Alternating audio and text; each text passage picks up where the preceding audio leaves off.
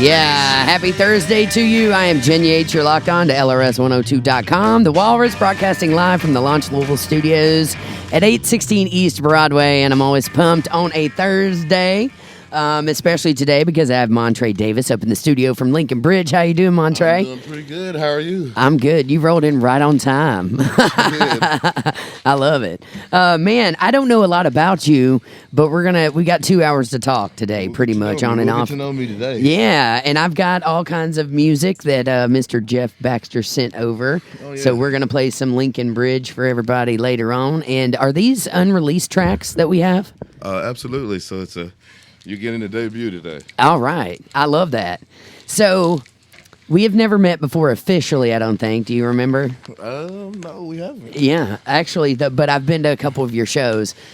Specifically, the one that really caught my eye was the one the benefit that you did for Doug Florio for Kim at Cantwell at Gerstl's. Absolutely. That was like standing room only that night. And I sat by the side of the stage. I'd never seen you all before and watched your show and just was blown away by the amount of talent that you all have. Tell everybody a little bit about Linkin Bridge. What kind of group are you? Well, we're a group of guys from the West End who I guess all of us had dreams to sing as children, and then it came to fruition just recently. Well, we did a prank video with Tom Mabe in 2015, and Kim at Cantwell did the editing on that, Tom and Kimmett. And we had Darius Towns in the group at the time, and Echo Alexander. So it was China Lacey, myself, Montre Davis, Big Rome Kimbrough. And since then, we've got a new addition to the group, which is Elliot Ade Nichols. Cool. Yes. You're kind of like a barbershop quartet, right? Is there only 4 of you, or is there 5 now? There's 4 of us. Okay. And then, so Echo left the group about a year ago.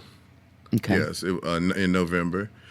And I guess he just wanted to do his own thing. Mm-hmm. And then we replaced him with Elliot Ade Nichols, who has been a great addition to the group.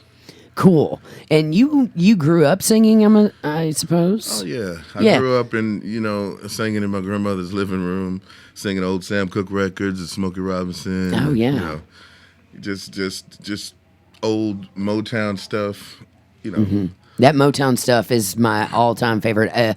I'm a professional drummer, as you know. Oh, yes, of course. And if there's any style of music that I love more than anything else, it's something about Motown that just makes you happy. Absolutely. And to see what it came out of, and if you've ever been to Detroit, and seen all that, or listened to the Funk Brothers or any of that stuff, I mean, it's just mind-blowing that they were all in a room together as a band with like one microphone. Absolutely. And it was one take all the way through on a lot of that stuff that we still listen to today. It's hard to get one take nowadays. Exactly. That's what I'm saying. Yeah. And nowadays, practice. Well, not only that, we've got all these cheater methods now with Pro Tools and stuff, because I produce too. So it's like, you can quantize and put people in time when they're out of time and all this, like what I consider cheating. We might have to do something together. You produce too. I didn't know that. Oh, yeah. Actually, well, I'll tell you a little bit about my story, and I know this is your show today, but a lot of the listeners already know about me. But I've been playing music for 39 years. My dad put me on a drum set when I was 2 years old. Well, I thought you were younger than 39. No, I'm 41, about to be 42. Wow. I wish I was still that young. But no, I've traveled the world doing theater. I was in a blues funk trio that toured the country. We did 170 shows across, the U.S. and Canada. About 4 or 5 years ago, I ended up on a book with Sheila E. Oh, you're a legend then. Look here, I have to show you this. This is the first book ever written on women drum set players, and that's me at the top. And that's all my idols at the bottom there. Look at that. And women drummers. Yeah, and I want to mention this because I don't know if you know this, but on today's date is Sheila E.'s birthday. She was born in 1959. Yeah. And we love some Sheila E. Happy birthday, Sheila E. Growing up, she was the only female drummer that I had ever seen other than Karen Carpenter, and until like Cindy Blackman Santana come on the scene.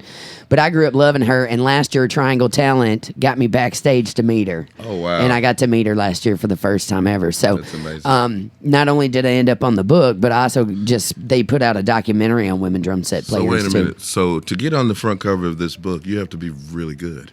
I don't know how they chose me. They just said that they thought the picture was one of the best pictures that they had seen, and they wanted to use it for the cover. In fact, how I discovered that, Montre, is I saw Sheila E. post that picture. Wow. And I was sitting at home on Facebook at my house here in the Highlands, and I got up and ran down the street about 3 or 4 times. I couldn't believe it. So You know is what I this mean? Mine? No, that's, you can get them on Amazon.com, though. I'll definitely get one. Yeah, people send them to me all the time to like autograph and cool stuff. I actually have another copy, and Sheila E.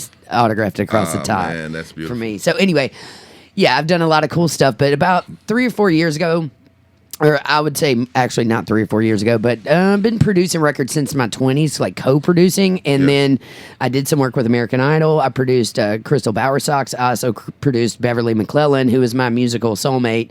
She was on The Voice season 1, the bald chick with all the tats. So anyway, I was we had a project called Hillbilly Swagger that I produced, which is a mix of a little bit of every kind of musical style, and she had never done like electronic stuff before, and she was all into getting outside of her box. She was more in the blues scene. She toured with B.B. King and all this really cool stuff.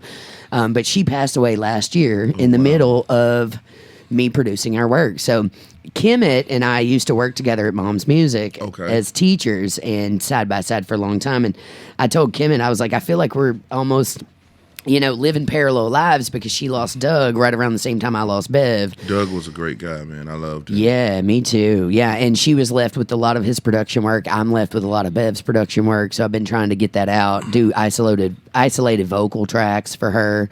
Yeah, that would be a great honor. Yeah, so I'm just, now you're on my social, you'll be seeing all that come across, so you'll know the story behind it. But yeah, I've been producing for a long time, and I love production. It's always been one of my favorite things. I worked in radio for years, focused on the vocal, drums I feel like are the hardest thing to record, because you don't just have one mic, you've got all these mics on you, and as you were talking about, one take is super important. So you get bleed over with drums. So let me ask you this. Sure. So when you're doing drums on the recording, do you do your like hi-hat separate, or do you have I love to get complete isolation, but it's incredibly hard with a drum set, because usually I have a mic on the hat, a mic on the snare, a mic on the kick, a mic on the overheads. I kind of like to do it the Beatles, how they did it, which is usually just 3 mics top. Okay. So, and I know Jeff Baxter kind of does the same idea as me. He's got a lot more mics on his, but I kind of do it like he does it. Okay. I try to I've done it both ways. It's hard to get a drum take that sounds good with everything completely isolated and separate tracked. Okay. But I usually have the whole kit mic'd. Yes. And then hat, snare, kick. You know what I mean? We just added a beatboxer. His name is Raul. Yeah. And he's like the number 2 beatboxer in the United States. Cool. So he'll be playing with us Saturday at the concert at the Brown Theater for Angels in Disguise. Oh, I love that. But I just remember when we were recording him, the producer asked him to do the hi-hats, and he does hi-hats with his voice. Yeah. And he asked him to do that on a separate track. Interesting. And he was like, he did it, but he didn't feel comfortable. He wanted to do it all together. Yeah, because I hear you. He does all these tricks with his mouth, and I'm like, how do you do that? Yeah, that's amazing. I can't wait to see him. Yeah, I'm a big fan of beatboxing. So are you coming to the show? I would love to come to the show. Wait, is it Saturday? Yes. I've got a gig Saturday. I'm playing Saturday too. But let's right now go ahead and give away some tickets. Okay. We've got tickets to your show this Saturday.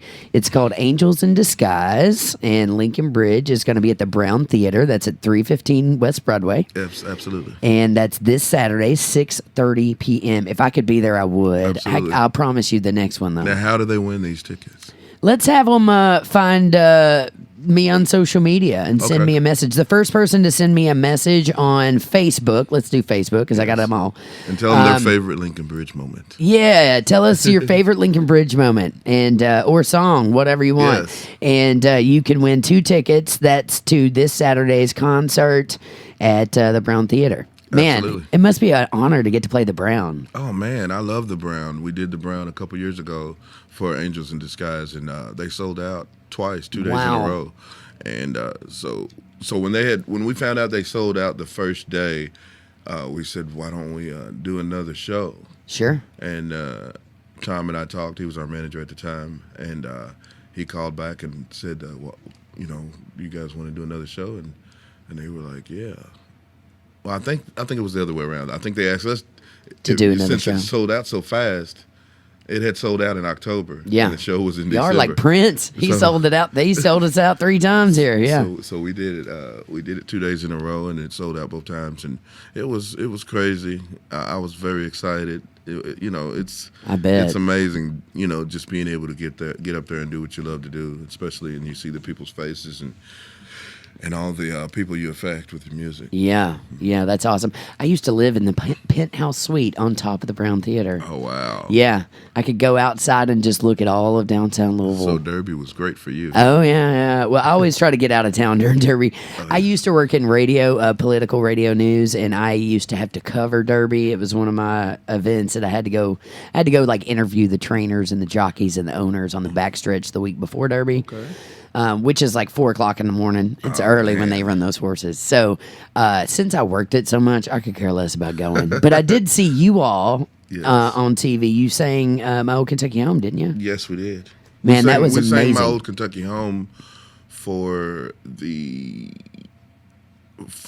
Breeders' Cup. Yeah, And then, that's amazing. And then we did the national anthem for Oaks Day. Yeah. Yes. Yeah, I saw that on TV, and I remembered seeing you at Gersel's with Kimmett's benefit there, and then I saw you on TV, and that's kind of like my introduction to getting to know you all. Yes, that's pretty cool. Yeah, it's an amazing thing that what you all do with your voices too.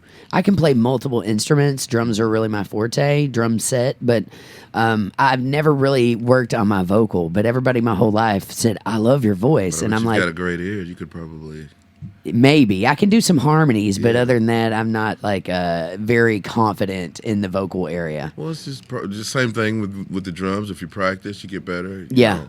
So I mean, I can't play the drums or any other instrument. I can just hear Yeah. hear the parts, and I can find the parts on the keyboard. But just singing, and I can sing the top note or the bottom note, Yeah. and whatever in between. But and it gets easier the more you do it. Yeah. So I used to walk around school just singing all day. People would be like, "Shut up!" I'd be like, "You shut up."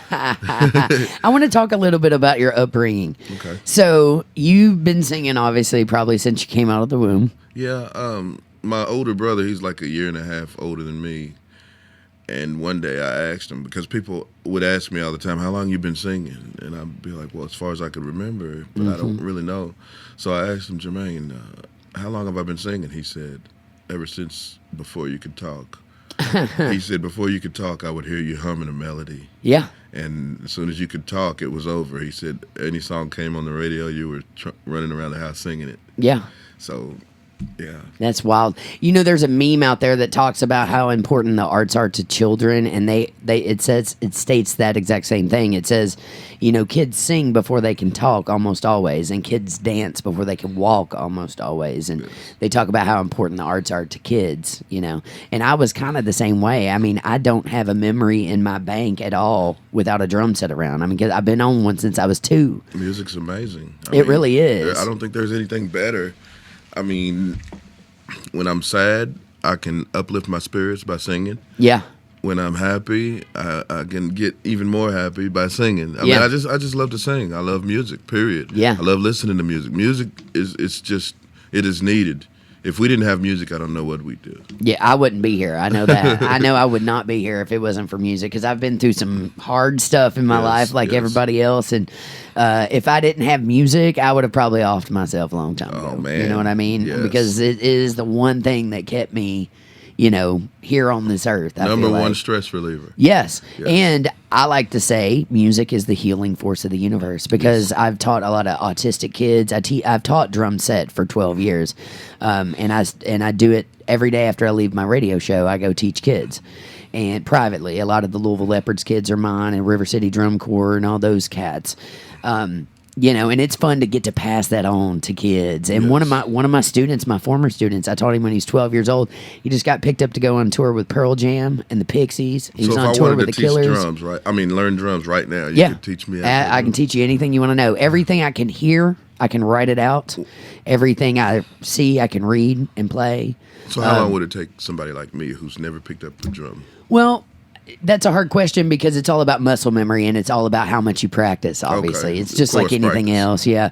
I like to teach the muscle memory method because that's all it is technically. Practice? We talking about practice? Yeah, you got to practice. That's Allen Iverson. Right, I know, yeah. Yeah, but, it would depend on, I think an adult can pick it up just like a kid can pick it up because I've seen both, since I've been teaching. But also it's all about muscle memory. So it's all about repetitive, constant motion over and over and over again. You only have 4 limbs, so you only can have so many combinations of things. Right. So I teach, the more you do something slow and repetitive, then the easier it is to get fast with it once that muscle memory is set in, and everybody's muscle memory is a little bit different with how it sets in, I've found. Absolutely. Yeah. So it just depends. That's a hard question to answer. Okay. But yeah, if you ever want to take drum lessons, I'm your girl right here. That's right. Yeah. I need help with the timing. Oh, with the timing? Yeah. Yeah. I think, I say this often too, since we're getting into, and I could go deep with the theory in music, but you cannot have a melody line without a rhythm, but you can have a rhythm without a melody line, if that makes sense. Oh, yeah, for sure. So rhythm is the foundation. It's like, it's like the drum and the bass in the band. Well, I've just found that it's so hard. I've practiced doing it, so I've gotten used to it. Counting while I'm singing. Yeah. At first, I would just be singing around the house. Yeah. And I'd get in the studio and they'd be like, "Hey man, you're behind," and I'm like, "What?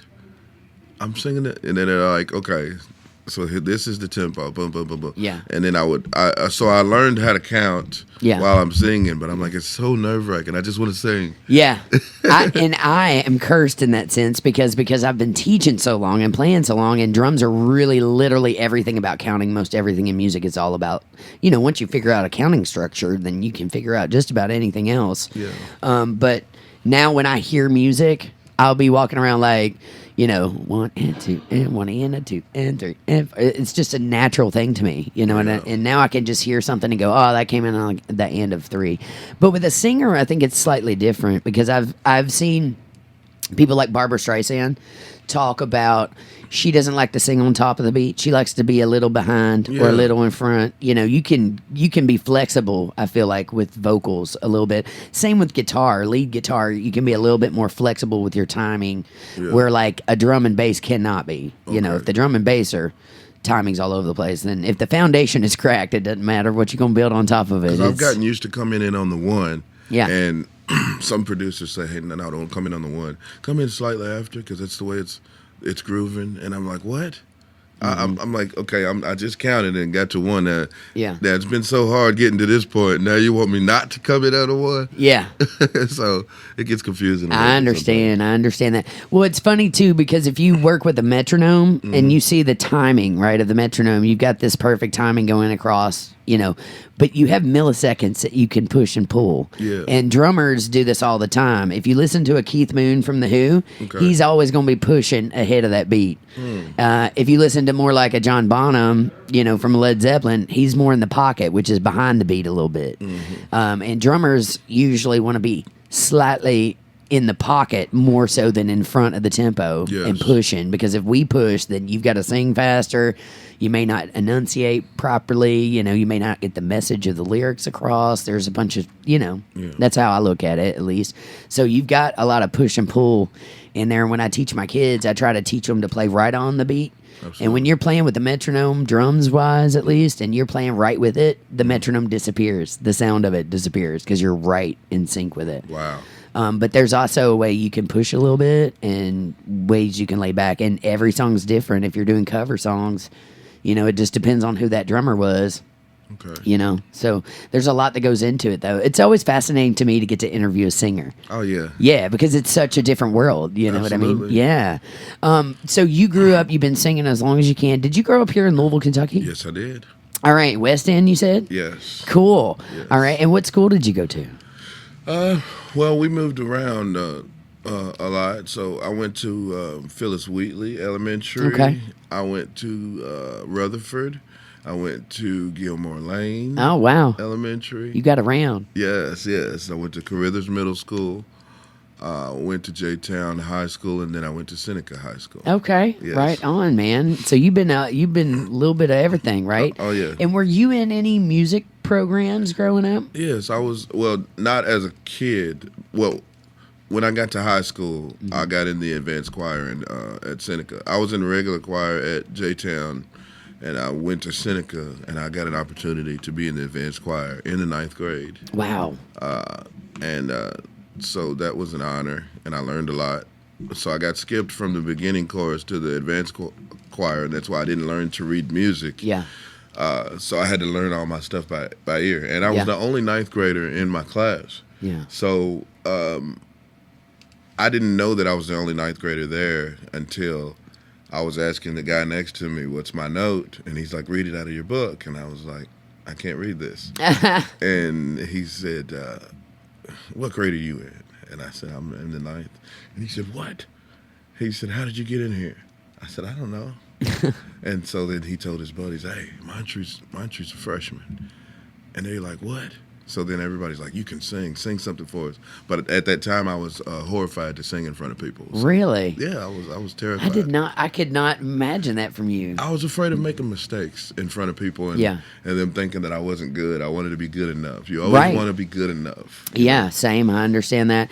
I never had a problem with the confidence, though. I have an anxiety disorder, so sometimes my anxiety gets really skyrocketed. And for a drummer, that's incredibly hard because you can go out here and run a marathon, and if your heart's pumping crazy like that, and then I have to go play a gig and play like a 60 beat per minute song, you have to internally control that. You have to control your energy level no matter what it is to try to play the correct tempo. So when anxiety is pumping, it's incredibly hard. Right. You know what I'm saying? Yes. So, but I pretty much was birthed on the stage, so I'm like, I turn it on stage, and I've met a lot of artists who they're really, what's the word? Introverted when they're off stage. But you put them on that stage and they're just like extroverted, and you would not in a million years imagine they'd be so quiet in person. Wow. Yeah. So you were afraid of making mistakes, eh? Yeah, I was afraid to make a mistake in front of somebody and them saying you can't sing or thinking that I wasn't good enough to sing.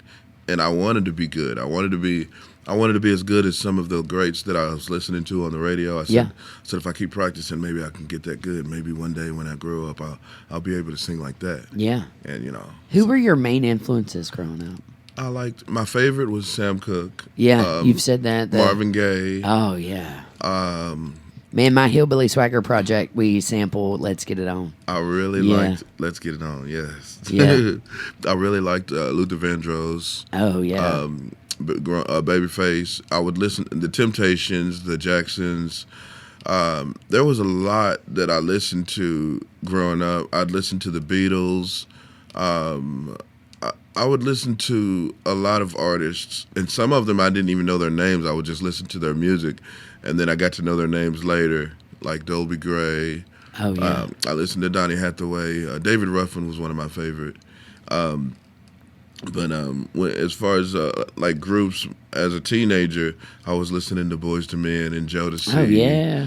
And those were my jams. I think that was like my prom theme song was like Boyz II Men or something like that. Yeah, End of the Road. Yeah, Boyz II Men were number one as far as groups because I was about maybe 15, 14 when Boyz II Men came out. Yeah. And they're like just a year older than me, really. Yeah. So how old are they? Are they in their 40s now or late 30s? Yeah. So I'm not gonna tell my age, but I'll tell mine. Okay, I'll tell mine. No, I'm 41. I'm 44. All right, so we're only 3 years difference. That's not bad. So I believe Wanya Morris is like 45. I think you don't even get life started until your 40s. I think everything else is just practice. Yeah. You know what I'm saying? Yeah. So we grew up listening to these other groups, and I think Boyz II Men was pretty much the standard. So if somebody said, "Hey, you guys sound as good as Boyz II Men," we're like, "What? We sound that good?"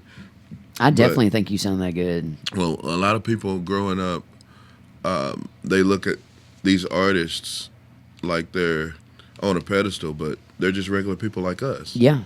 And so I realized that once we got to Hollywood and started doing live shows and then meeting some of these people. I mean, a lot of these people are just regular people. They're down to earth, and some of them don't even want a lot of attention. They like to stay quiet, stay to themselves, like you said, introverted. Yep. That was my Beverly McClellan, man. If you see her on stage or on The Voice, you'd be like, holy crap. She's like holding her own. She was a powerful vocalist. I mean, powerful. And she grew up loving all the same stuff you did, you know. And never less than a day in her life. But she could play piano beautifully and guitar beautifully and got to tour the world. But you got her off that stage and she was a recluse. She didn't want to come out of the house. She didn't want to sit and write music all the time. And she didn't want a lot of people around, you know. I've met people like that. Yeah. And I've met people who, like, we'd do concerts and fans would come up, and then you'd have a particular guy who'd say he didn't really want to be there. He wanted to be, he wanted to leave because some people get nervous around a lot of people. Yeah. And I mean, you never know what someone might do, but I don't get nervous around people. I welcome the fans when they come. Yeah. Because I'm like, why would someone do something to somebody if they love them anyway? They love our music. They love what you do. I trust in God for everything. Same, man. With my life. And I'm like, if someone, they can kill my body, but they can't kill my soul. And that's what I always say. But I think it's just about loving what you do and loving other people and just trying to always do the right thing. And I just think being around people, a lot of times that's needed. Mm-hmm. Because if you stay to yourself all the time and I think you tend to have like feelings and things bottled up. Yeah. And some people may explode if they don't let their feelings out. Sometimes Man, have you been living my life the past couple weeks? I'm like, it sounds like maybe the past month. Yeah, I mean, sounds like my life. Yeah, you got to get out and talk to people and share your feelings and share your thoughts, because that helps people to grow and it helps people to heal also. Mm-hmm. Yeah. I agree with that. There's so many people in this world that need healing. You know what I mean? And that's why, honestly, that's why I keep teaching. There's almost been times where I've almost been homeless. But I was like, I'm going to keep teaching these kids because, again, I feel like it's giving back and I feel like it's healing. And they need that. They do need this, especially in this world that we live in today. It's so scary out there, Yes. And even in Louisville, Kentucky, I mean, just last year I got punched outside the Young Center for a hate crime, in Louisville, Kentucky in 2019, 2018 at the time. That's crazy. I know, but I was like, it's not the easiest world out there. I'm also LGBTQ, and it's not the easiest world out there. And I've lived that, and I totally get it. So, to see a kid who just wants to learn some music and to see how happy it makes them, That's horrible. It is. And I've also, nowadays it's kind of cool because I get to go into like hospitals and talk to like sexually abused women who are in these hospital units, not thinking they're getting out. And when I walk in with a drum and teach them all how to play hand drums, we all sit around and do a drum circle. You can see their entire spirits change. I can't wait to hear you play. Well, thanks. I'm all over YouTube. I can't wait. I got solos all over YouTube. In fact, I think that's how they found me with this stuff. I'm not for sure, but they found me online somehow. Wow. Yeah, but I've been playing a long time, and I never... I was kind of like more of a side player. You know what I mean? I just picked up gigs every chance I could, and I tried to do every style of music. There for a while, I was getting labeled as a rock drummer because I was stuck in the rock stuff, which I was always a rocker. But at the same time, I loved everything. I grew up playing jazz and country. I loved Motown. And I can see the smile on your face. The way that I can tell that you love it. Yeah. Because when you said it, you had this smile on your face, like Yeah. like a kid. Yeah, I've got a very childlike spirit. Yeah. But I do love it. If not, I wouldn't be lugging around 300 pounds of equipment everywhere. Wow. You know what I Yes, mean? And yes. yeah, but no, and then finally I started getting into theater. I did a lot of stuff with the Louisville Orchestra. I've been fortunate enough to be like on the, at the Palace sold out, and to be at the Kentucky Center for the Arts and places like you guys are Yes. getting to play. But just as a drummer, being, That's cool. doing, and just luck of the draw, I went on an audition with Actors Theater a few years ago and got this, got a drummer role for this play called Girlfriend, which is based on Matthew Sweet's record called Girlfriend in the 90s. And it dropped a week before Smells Like Teen Spirit. Wow. So Smells Like Teen Spirit wiped it off the map, and nobody ever heard about that record again. But a playwright took it and made this beautiful LGBTQ play around it. And so I got to play in that, and it kind of was like an underground phenomenon here. And then that got picked up and went to LA, so they hired me to go to LA. Next thing I know, I'm parking in Kirk Douglas's parking spot, and Courtney man. Love and the Bangles are at my shows. And it was just like this surreal moment, because I'm from a very small town. I'm a transplant to Louisville, so I'm not born and raised here. I'm born and raised in Lake Cumberland, Kentucky. Okay. So to come from But a you're town still of a like Kentucky girl. Yeah, well, I'm a Kentucky girl through and through. Yeah, a country one at that. I love that. He brought in Bean Boozled. It's gross, right? Yeah, I've heard that's gross. Are you eating that? What are you doing with that? I brought this so we could have a little fun today. Oh, okay, right on. I'll get have a a couple little fun of with spins it. in there. I'll do a couple. We'll see. Are they really that gross? I don't think I've ever put a Bean Boozled in my mouth. Oh my goodness! What it is okay. I'll read these to you. Yeah, read them to me. He brought in a game called Bean Boozled. If you don't know what that is. Okay, so you spin this little wheel. All right. Like Wheel of Fortune, but it's Wheel of Grossness. Yeah. It's either going to be delicious or it's going to be gross. Okay. So like one Let's of them. try one. I'm ready. I'm willing. Okay. Let's do it. All right. So you spin the wheel, and then whatever it So I'm lands gonna on. spin the wheel. All right. Well, you spin it. All right. I'll spin the wheel. Bring it over here. I love this. So you spin it. Boom. And let's see what it lands on. It landed on Black. What is that? It's a toasted marshmallow or stink bug.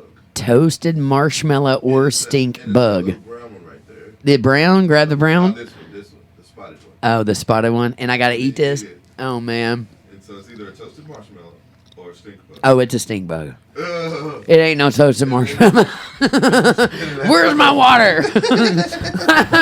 What a great game. I should have that. Okay, and it's not fair for you to do it and not me not. So my turn. That's the most interesting bean I think I've ever had in my mouth. Gross. Oh no, please no. No, what'd you get? It's either buttered popcorn or rotten egg. And Ooh. that's like the worst. The rotten egg one? It's the worst one. Oh, Please be buttered popcorn. I hope it's buttered popcorn.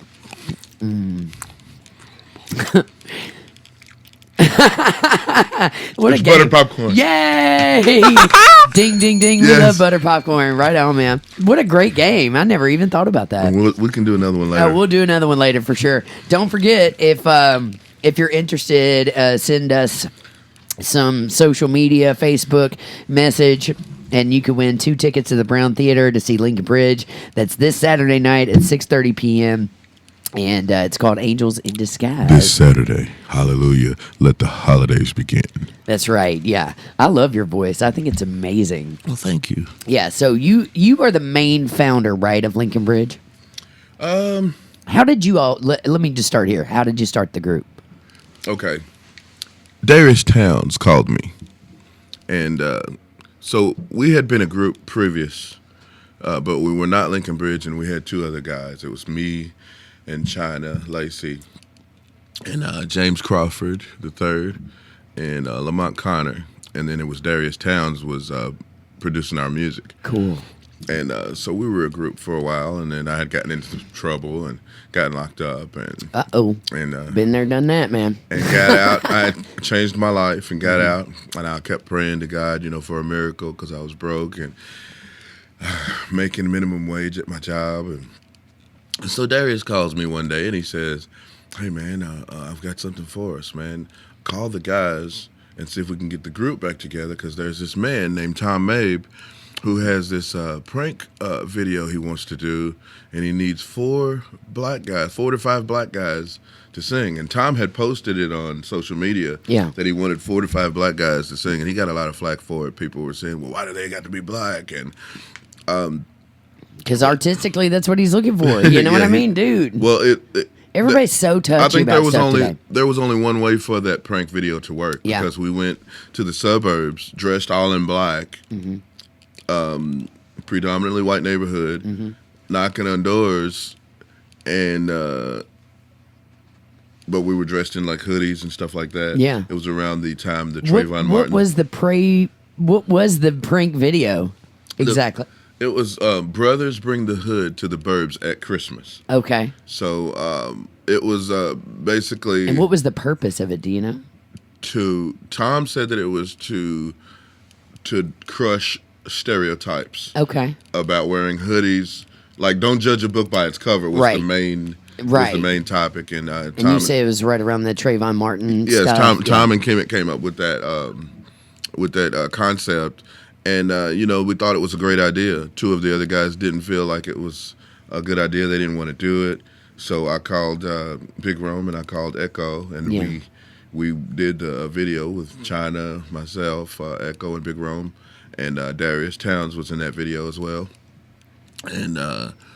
We did the video. We knocked on people's doors, and it caused there was like a frenzy of like people were arguing online. No, I'm sure. People were saying making a lot of racist comments, and then other people were defending us. We had no group name or anything like that, and then we got with Tom and Kimmett at BW3 and had a meeting. You guys need a name if you guys are going to be a group, because it got over 500 million views. It got 500 million views.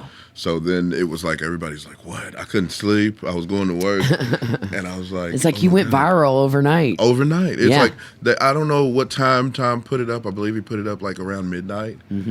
And by the next morning, it was like almost 1 million views. And I was like, oh, my God. So then the next day... How long ago was this, by the way? 2015. Okay.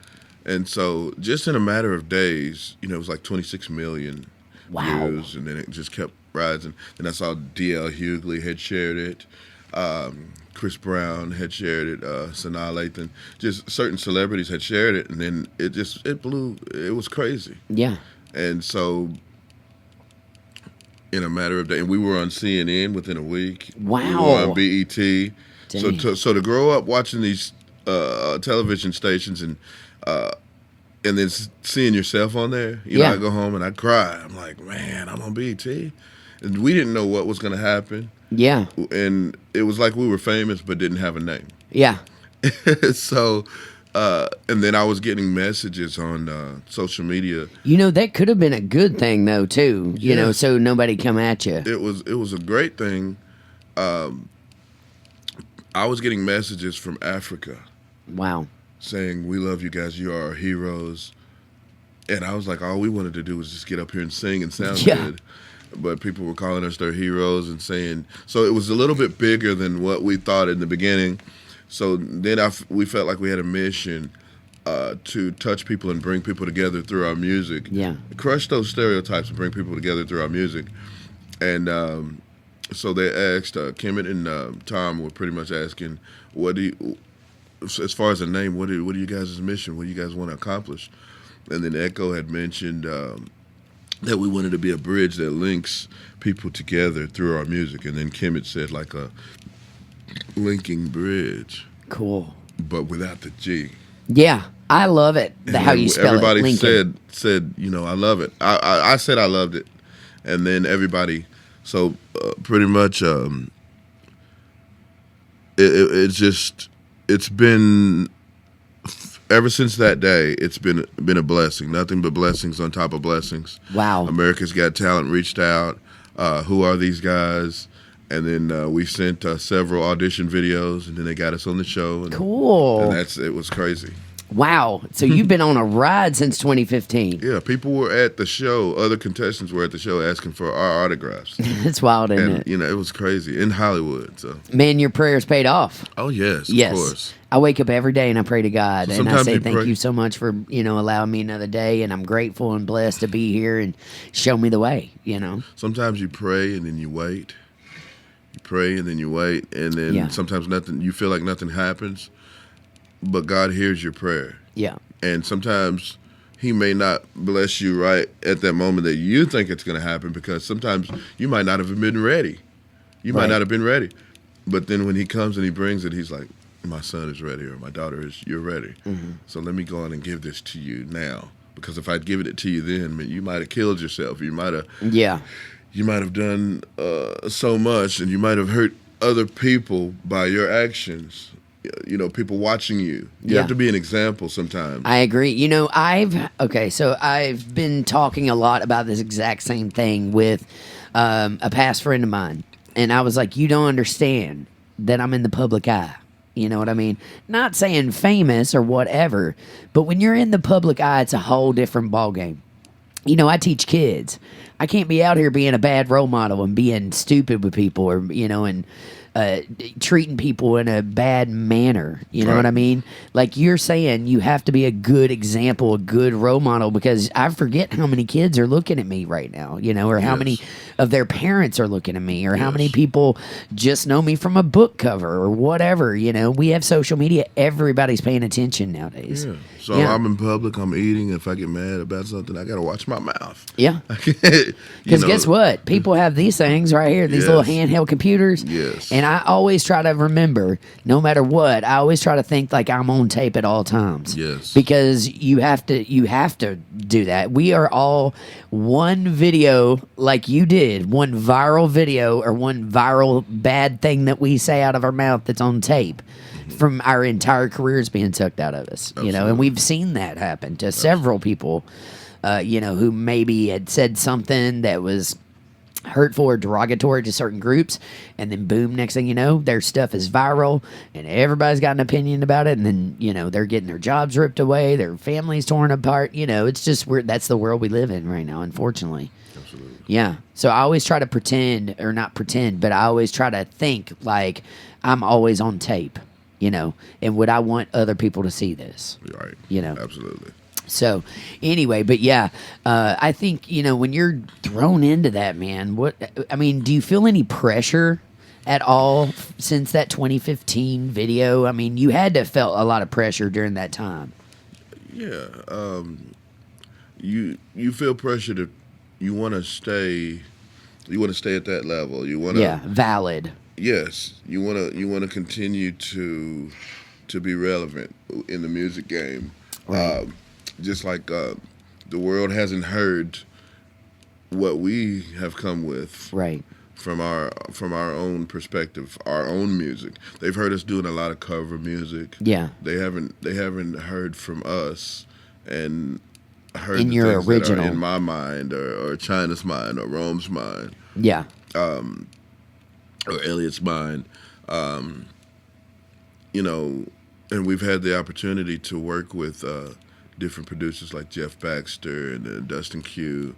By the way, I've worked with Jeff Baxter. I've played a lot of music with him. Jeff Baxter is amazing. He is. And what a cool dude. He can literally play everything. And Jeff Baxter is an amazing guy. Not only is he a great musician, but Jeff Baxter is one of the best guys that you could meet. I agree with you. And he's very selfless. He's not selfish at all. Right. And he's always trying to make sure that the next person is comfortable, the next person is happy. Right. And I love being around Jeff Baxter. There's his spirit. You couldn't meet a greater guy. His I agree. Spirit, that's right. His energy, his spirit, you just want to be around it. He's one of those dudes. You'd say that a guy like Jeff Baxter, you're like, man, that guy's going to heaven.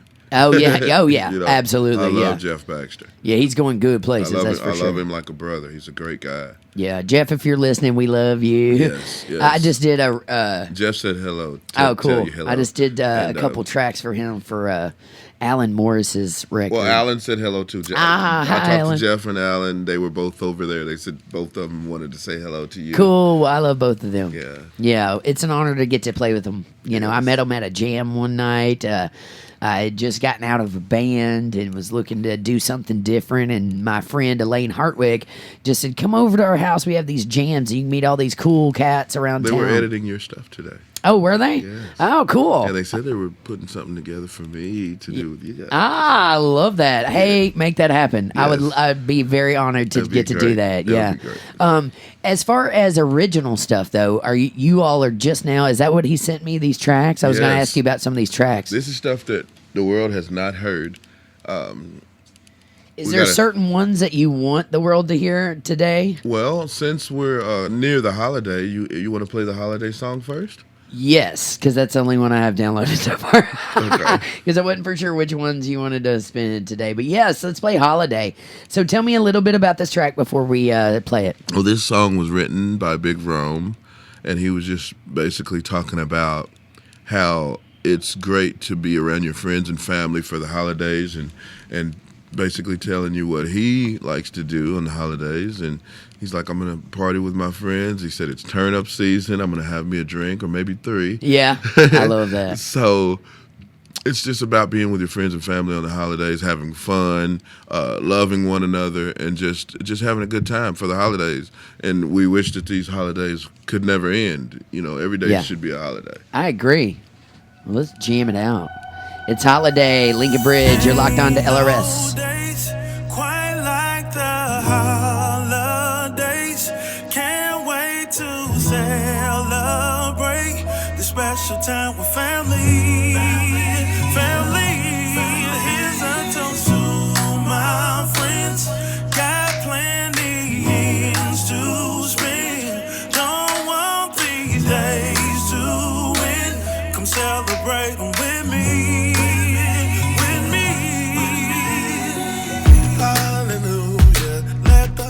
Days begin. We made it through the years big, but I'm not gonna let my troubles stress me. Make the phone call the homies. I change my bank account for my money. Till the turn up season and I'm stress free.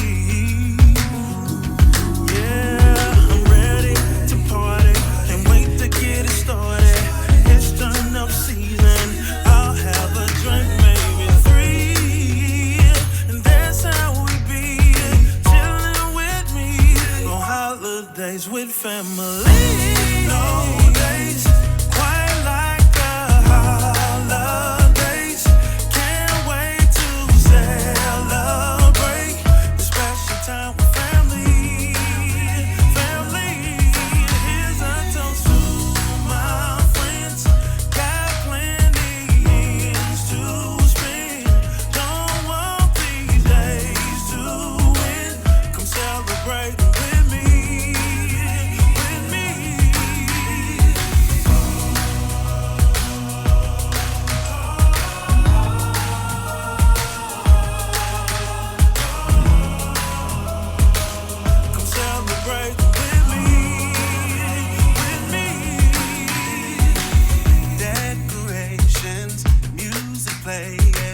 Exchanging gifts and everybody singing. I got next on the karaoke. Lots of laughter, we're sharing memories, we're playing games. Tell me why y'all gotta cheat on me. Open up my present, it's just what I need. Whoa, yeah, I'm ready to party. Can't wait to get it started. It's turn up season. I'll have a drink, maybe 3. And that's how we be. Chilling with me on holidays with family.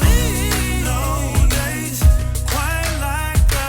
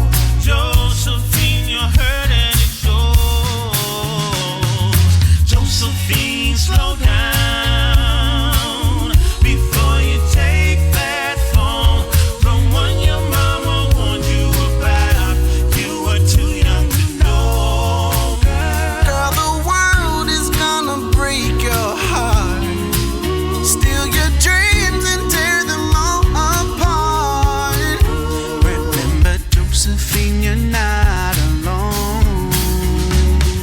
Josephine, slow down. 'Cause you know you're moving way too fast. You keep on running that race now, but you're coming in last. Josephine, slow down before you take that phone from one your mama warned you about. You were too young to know. Girl, the world is gonna break your heart. Still your dreams that tear them all apart. Yeah, but Josephine, you're not alone. Josephine, you're not alone. Ooh, Josephine, you're not alone. All right, that's Josephine with Linkin Bridge. Montre, that was a cool track. That's produced by Jeff Baxter. Absolutely. Yeah, and sorry about cutting off the other one on accident. Anytime I've found that you download a song, it automatically starts playing, cuts off whatever else you got going on there. So my apologies, y'all. Didn't mean to cut them off. That's the way the cookie crumbles. Well, when the you- Christmas song, you can go get it right now. It's on all social media platforms. Go and get that. Yeah, are y'all on Holidays. Spotify? It seems to be the cool, groovy thing right now. Yes, we're on Spotify with the Christmas song, and we're on Spotify with the 60s dance. I love that. Yes. Yeah. So you guys are hearing exclusive songs that aren't even released yet right now. Yeah, exactly. And we're going to continue to play those throughout the show. So you've got a lot of stuff that he sent over to me, and I wasn't for sure which ones to queue up for you, and which ones were new, which ones were old, all that good stuff. So you've been working on solos. I mean, not solo stuff, but like original music, basically. Yeah, we've been working on all original music that we wrote and co-produced with these producers ourselves. Like we co-produced Josephine with Jeff Baxter, and then we co-produced these other songs with Dustin Q, a.k.a. More Songs. He, I guess he called himself More Songs because he has more songs than a lot of people. I guess that's why he calls I love that. More songs? Yes. That's his name? Yes. That's great. That's great. Oh, man. Well, I love both of those tracks. Y'all's voices, I can see why. There are some artists that I like to call anointed. Yes. And my troubadours of Divine Bliss, do you know who they are? No. But Oh, you need to know who they are. I'm going to know now. They are some of the most philanthropic, beautiful people I have ever met in this world. They put on the Harvest Hootenannies and the Earth Day Hootenannies, and they've been playing around for a long time. They're a folk duo. I'm going to have to write that down. Yeah. Great friends of mine, and beautiful voices blending together. One plays an accordion, the other one plays a guitar. Okay. I've been friends with them for a long time, and they are what I like to call anointed musicians. They heal people through their music. People love to listen to them, and their energy Yes. and love and light surround them, and it's just like they make me want to be a better person. You know what I mean? They're those type of musicians. I kind of hear that with you all too. It's like I can already tell you're a great dude. You know what I mean? Thank you. Yeah, and if you're I working try with to be. Jeff Baxter, you probably are a great dude, you know. Oh, yeah. But also I I try to can be. hear in your music how soothing it is, you know, how soulful it is. I love it. Yeah, I love so our music. anointed. Yeah, I agree. You got to love what you do, right? I mean, if you're not loving it, why do it? Absolutely. Yeah, Absolutely. a lot of I people love music, but I don't think, you know, there are some of us that feel that love a little bit deeper. I feel like maybe born with it in our soul, you know, to share it. I think that God gives us music in our soul when we're born. If we're going to be a musician or not, I think God already knows that He's going to be a musician. He's going to be a singer. Yeah. He's gonna be playing the guitar. She's going to be playing the drums. Right. You know. So because I've loved music, I didn't want to do anything else. Same, man. I mean, I cook, but cooking is like my second passion. Yeah. So I like to draw also, but the music is something that's always been in my heart and my soul. I never wanted. Anytime somebody said, "What do you want to be when you grow up?" I wanted to be a singer. That's it. Yeah. That's it. Well, you know, I said the same thing. They're like, what do you want to be when you grow up? I'm like a famous drummer, or a rocker, you know, rock and roll drummer. Right. I kept saying that. And I am a big believer in if you change your language, that things can manifest or will manifest, I like to call it. But you know, I feel like if you are saying, you know, I want to win a Grammy, I want to win a Grammy. If you change your language and say, when I win the Grammy, I'm going to walk across stage and thank you, blah, blah, blah. You know, if you change your language, I found a lot of times things actually come true. Right. Yeah. Because you can speak things to be in existence. Exactly. Like You create them in your mind and they start to exist for you. Absolutely. And I've seen that too. Absolutely. In fact, I've seen it through my music. When we were doing the Hillbilly Swagger project, we were like, everything we're writing is coming true, man. It was crazy. If God created the heavens and the earth, and we were made in His image and in His likeness, then we can create things as well. And He created things through the Word. We speak words. We speak things to be in existence. Right. Don't speak evil thoughts on yourself, because you can make those things happen. Don't speak the evil thoughts on other people. Only speak good things, and those good things can happen. You'll see those things manifest. Right.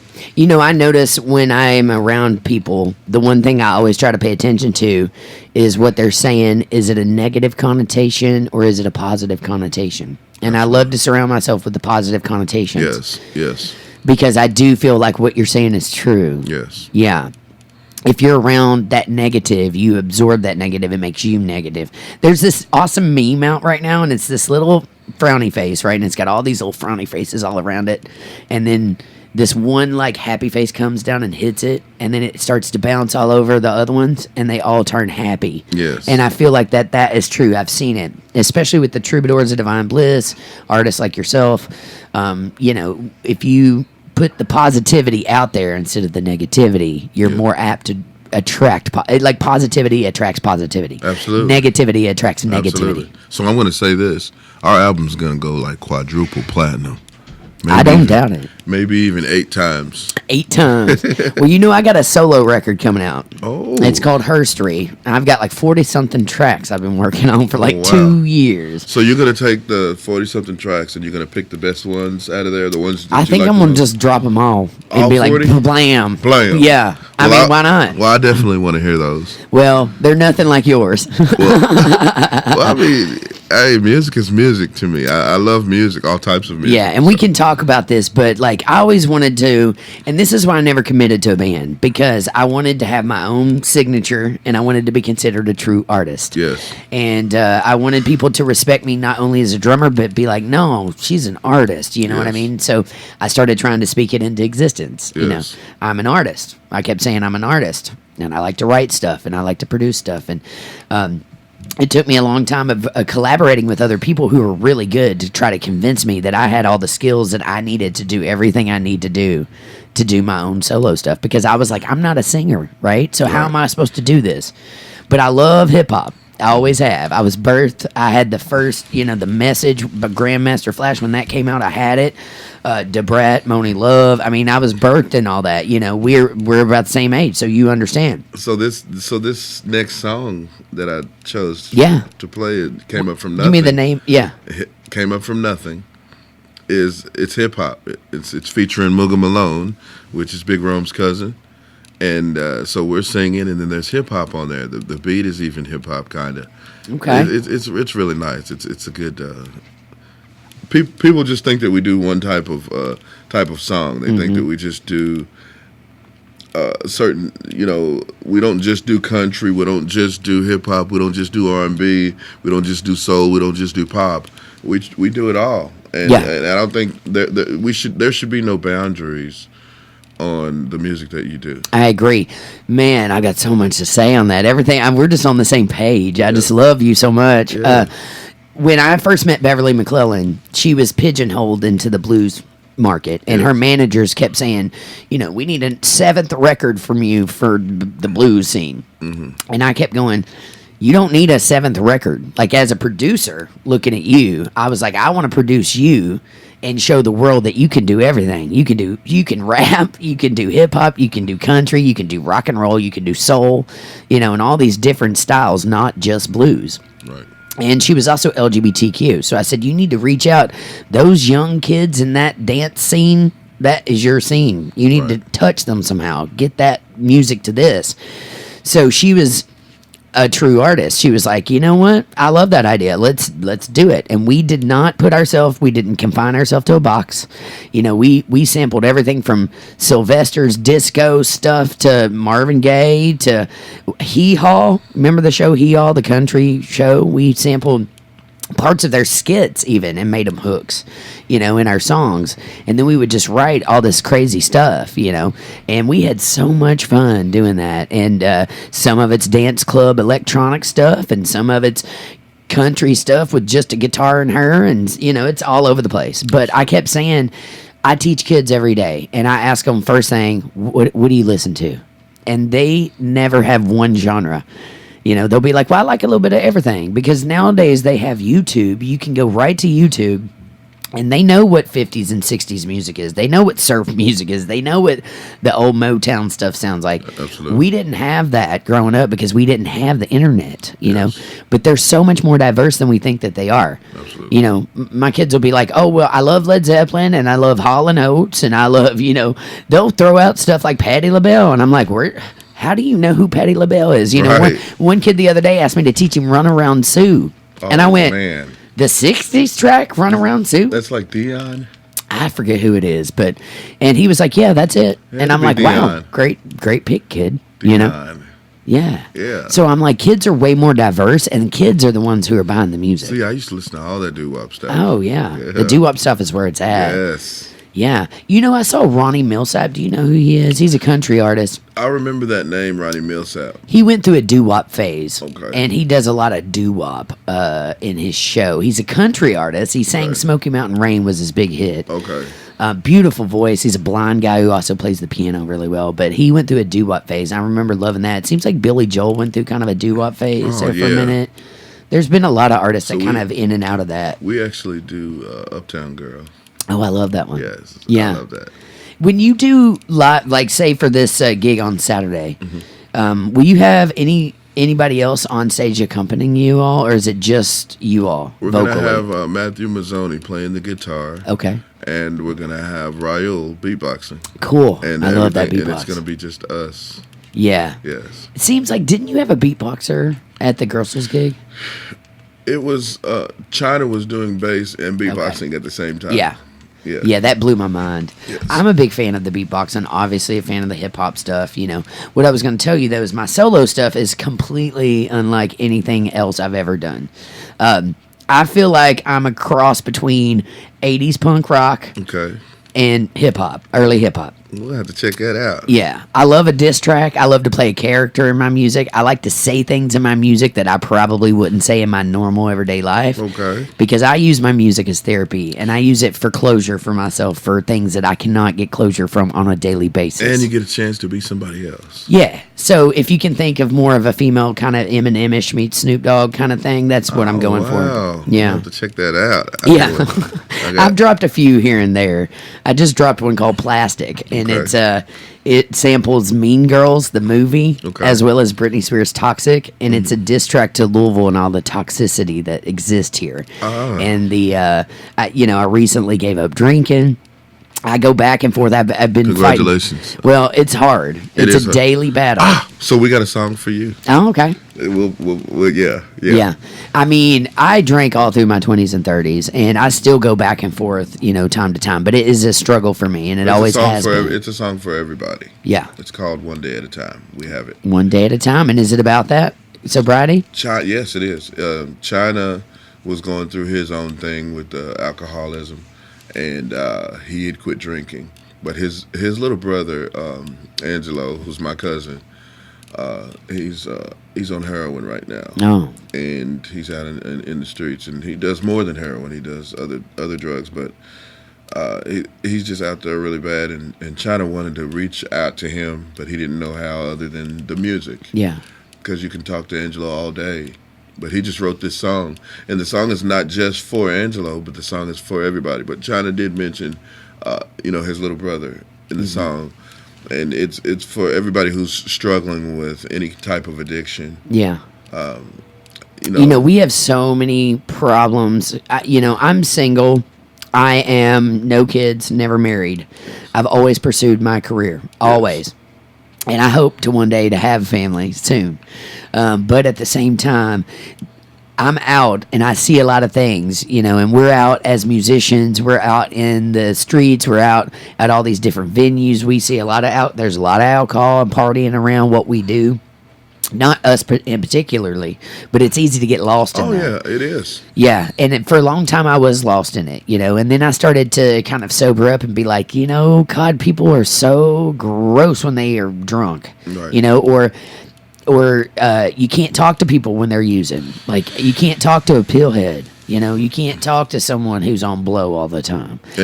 Their mind's not available. But what we have to do is we got to realize that everybody who's doing those types of things, they're just like us, because everybody has problems, everybody has things that they have to deal with, but then there are certain ways to deal with these things, and as long as a person can take it, like the song said, one day at a time.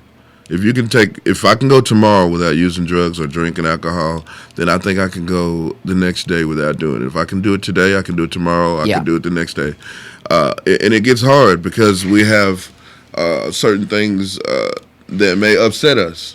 Somebody could get upset and say, you know what, I need to have a drink. Yeah. And I've been to the point, I was never an alcoholic or anything, but there's days where I say, man, I got to have a drink. I used to smoke weed. I recently quit smoking marijuana, which I did it because of the music. Yeah, I wanted to stop because of the music, and it dries out my vocal cords, and I bet. Can't do things that I used to do. So I'm like, I had to quit doing that. But every now and then, you may be like, man, I miss that, I want that. But then you have to think about the positive. You got to say, okay, how much better have I been doing without that? Yeah. What can I do to deal with my problems other than that? Yeah. Mine was watching myself back. Like, people would video me. Yes. And I would see myself drunk trying to play. And then I was like, I don't want to look like that. Yes. You know what I mean? So I a while back, decided I would never play, like, wasted, obviously. And I did really good with that. After I did that, I got a tour with Kelly Ritchie. She made me sign a contract that I would not drink in the whole year, the span that I had signed on to play with her, and I didn't, and I played at my best on that tour. I really got my chops solid because we were playing like 9 shows a week. See, so you want to be at your best. Yes. And a lot of times people don't realize. Sometimes when you're doing that, you're at your worst, but you may not even realize it. Right. And like I said, I'm not judging anyone for what they do, but there is a better you. You have to realize I'm worth more than to go and do this to myself. Right. I'm harming myself. Right. And I could be harmful to others because of things that I say or do. Because your behavior, it changes. Your mood changes when you're high and when you're drunk. Absolutely. Sometimes you're a whole different person. Dude, you're speaking my life into existence over the past couple months. I know that from experience, being around other people who have, like, I've had family members who they're like really, really great people, and then as soon as they start drinking, now they're a whole different person, and I'm like, I gotta leave. I don't want to be. By the way, you. that is me. Anytime I touched brown liquor, first off, I don't remember a thing. After like one drink, I don't remember nothing, which is scary to me because you want to remember things. And then people be like, well, you'd say this and that and that, and it was crazy. And I'm like, that's nothing like I would say in my normal everyday attire. But I've been around alcohol enough to see that it changes people for the worst. Oh, yeah. Yes, and not only that, but drugs too. You know what I mean? And I'm like you. I don't judge because I've been there, done that. Yes. And I have my flaws too. And it can happen to anyone. Yes, and I've been on a wagon, off a wagon, smashed the wagon in half. I've been all over it. But I've been, in the past 2 years, really working hard on my sobriety, and I've fallen off the wagon here and there. But I've done a really good job. That's good. Comparatively to where I was. And I'm proud of you because I know how hard it is. It is hard. I know how hard it is, and there was times where I could have been, because my dad was an alcoholic. Yeah. My dad was, used drugs. And so when I think about certain things, like there's been times to where I would drink, and then I would drink and drink and drink, I'd say it's my birthday. I'm gonna get tore up today. Yeah. And I would drink all kind of stuff and just get plastered, and then I would be throwing up and couldn't even enjoy my birthday. And so the next day I'd be like, I'm never drinking again. Yeah. And then every now and then I'd have a drink, but you got to be able to handle yourself and be. I think a lot of times when we're drunk, we lose our class. Yeah. Well, you know what my therapist says? It takes your adult away. Yeah. Drugs and alcohol take your adult away. Yes. And she's right. Yeah, because your inhibitions, you're like a whole different. You got a whole different attitude. Like, forget about it. I can do whatever I want, and But I feel stronger when I'm not. Same, man. Yeah. Yeah. Same. And we're in the public eye. We're being videotaped almost always, and it's something to go back and watch yourself. I call them come to God moments, like you're talking about. I had a come to God moment one time on the Connection stage downtown when it was still here, in my probably late 20s. I was so wasted that I fell off the stage, which is about 6 foot tall, and on top of a friend and broke a collarbone during a show.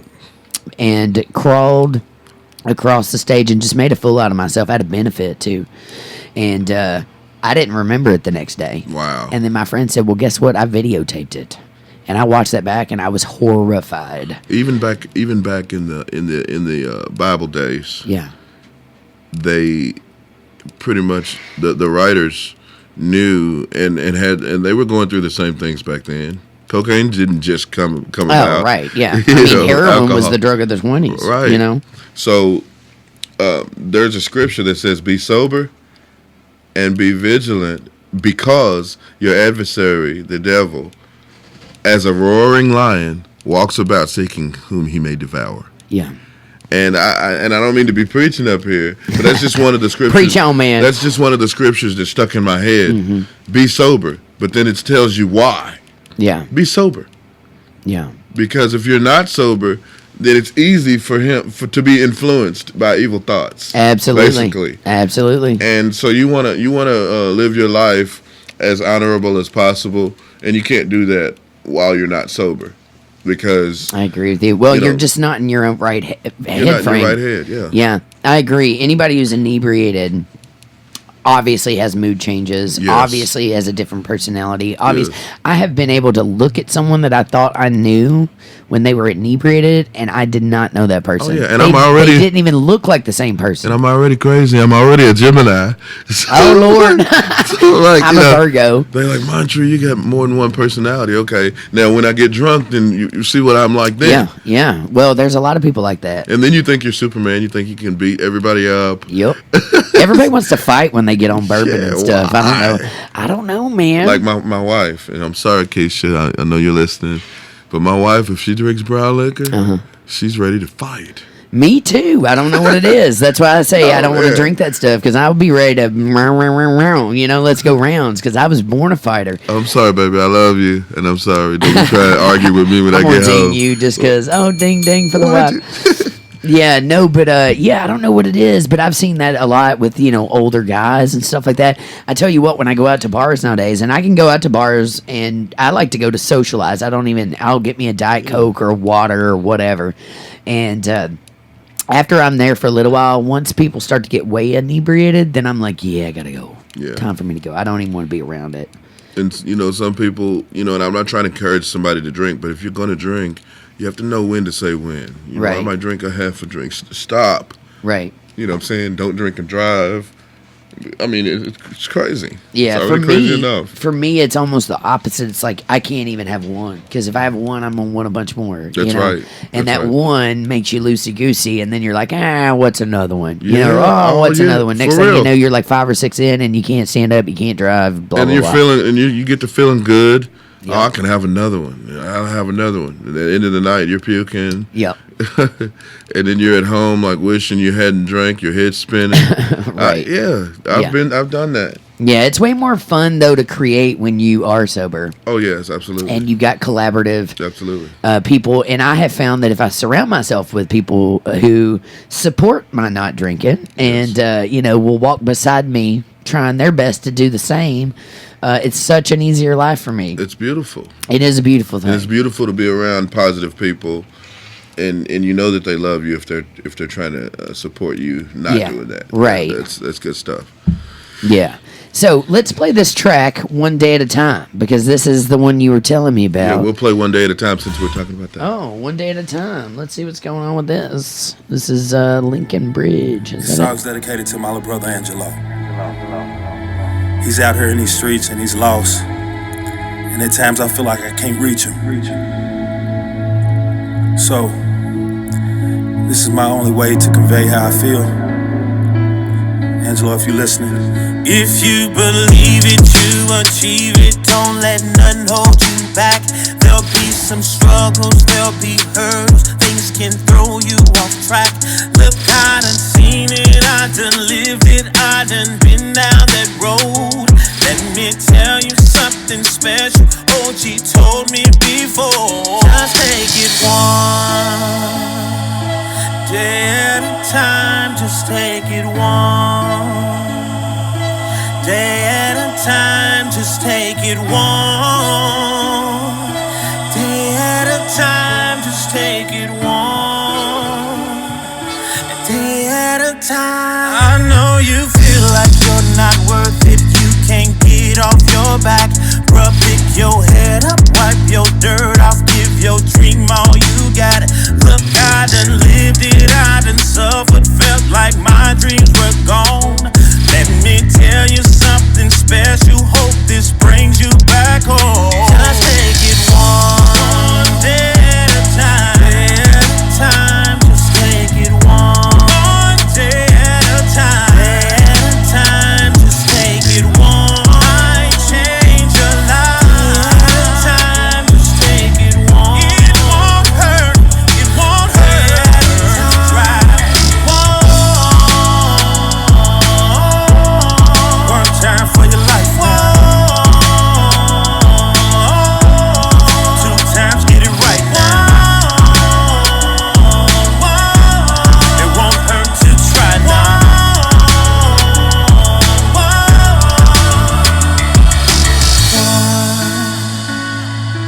day at a time, just take it one day at a time, just take it one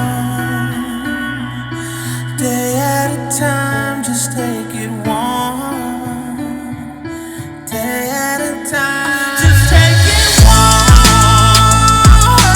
day at a time, just take it one day at a time, just take it one day at a time, just take it one day at a time. One time for your life. Two times, get it right now. It won't hurt to try now. Day at a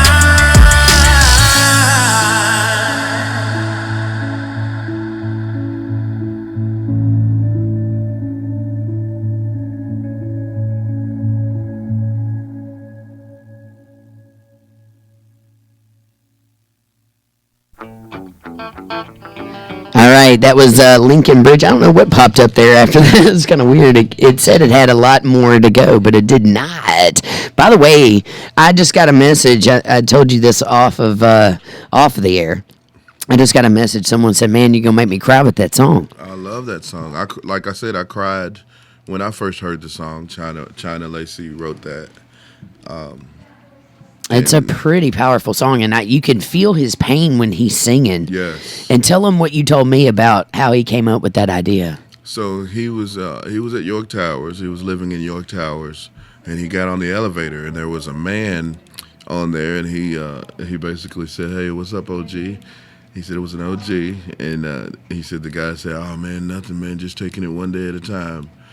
And he said he immediately just started singing that hook right there in the elevator, and the man was like, "Yeah, man." Wow. And he came to rehearsal, and he started telling us about the song. and he sang it, and I was like, yeah, I love that. And he went home, he wrote the song, and he brought it to the group. We love it. Wow, that is a great one. And I told you from the moment when that beat pops in, you're like, whoa, it smacks you in the face. Because China's the hip hop guy of the group. Like he loves like Tupac. Oh, me too. I mean, I guess back in the day he wanted to be Tupac. Yeah, I can see that. Man, I ain't gonna lie, I wanted to be Tupac back in the day. I mean, I came up, I was already out of. In fact, I remember exactly where I was the day that I found out Tupac got shot. Man. And I had his greatest hits record and a couple of his other ones while he was still here. Yes. And I was coming out of high school, seems like maybe into college when that was going on, and I was a huge fan. Dear Mama, still to this day, rips my heart out. Yeah, I love Tupac. And I didn't mind Filthy or any of that back then. And my parents really didn't censor me on anything. Machiavelli the Don. Yeah, but I mean, if it had the parental advisory, I was buying it. Yes. That's the reason I was buying it. So did you listen to NWA? I did. In fact, Public Enemy, all of them, man. Yeah, all of them. I actually was fortunate enough. I saw Public Enemy with Snoop Dogg and Erykah Badu.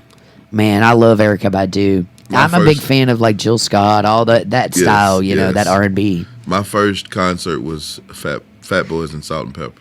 Are you serious? That was my very first concert. I used to rap Salt and Pepper with my sister all the time. We'd win like lip sync contests and stuff, and then I still do it live. I have a duo called the Kentucky Beatniks here. Wow. And we're an acoustic duo. I play a small drum set, the little Questlove Pocket Kit. In fact, it's he invented it for Subway drummers because it's so teeny.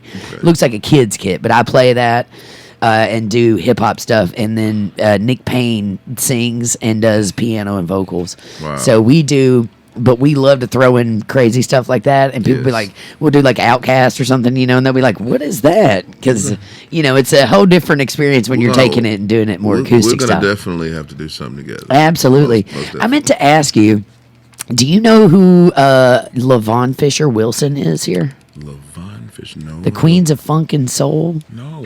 Oh, man, you need to know her. She's a Broadway superstar singer. Okay. I got a chance to work with LaVon earlier this year. We played she got Chow Wagon downtown, and then I played with her at the Louisville Pride Festival in the Highlands. She has a group here, 6 chicks. They all went to YPass. They're a vocal group, just like you all. It's all vocals. Wow. And she was in The Color Purple on Broadway with Fantasia. She knows Todd Recall real well. She was Big Mama Thornton in Chicago on Broadway. I mean, she got a big old voice. And came from like that gospel background, and she has a group of her best friends here, Queens of Funk and Soul, and they do everything from Janelle Monáe to Aretha Franklin to James Brown to all those, the Jill Scott, Erykah Badu, all that stuff. She asked me, I ran into her, and she didn't really know a lot of musicians in town. She just knew singers, and she said, I got this group, and we got these cool gigs, and I'd like to hire you to be my drummer because they love the female drummer thing. Yes. And she said, could you put me together a band? So we put together an 11-piece band behind her. Oh my goodness. And killed it at Pride this year. Oh my goodness. Jimmy Brown, who used to own Guitar Emporium, was my bass player. Me, I had Donna Bivens on lead guitar. We had horn section. Jessica Bullock on keys. So and then if we need a drummer, we're going to have to call Please do. I will take it in a heartbeat. Yes. Don't think I won't.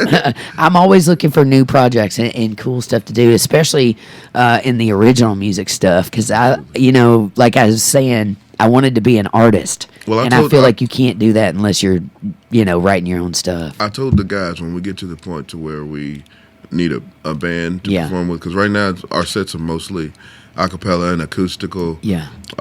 And with the beatbox, he does a great job. So we just incorporated him. Yeah. So he just did his first show with us last Saturday, and he did a great job. And he's doing this one Saturday with us. Cool. But I always told the guys if we got a drummer, I would like it for it to be a female. I love that. Yeah. Well, I'm your girl, man. Look no further. You have found the key. Them girls rock, don't they? Yeah. I tell you what, I was telling you I was born a fighter, and it's because of I was kind of the opposite of what you were growing up.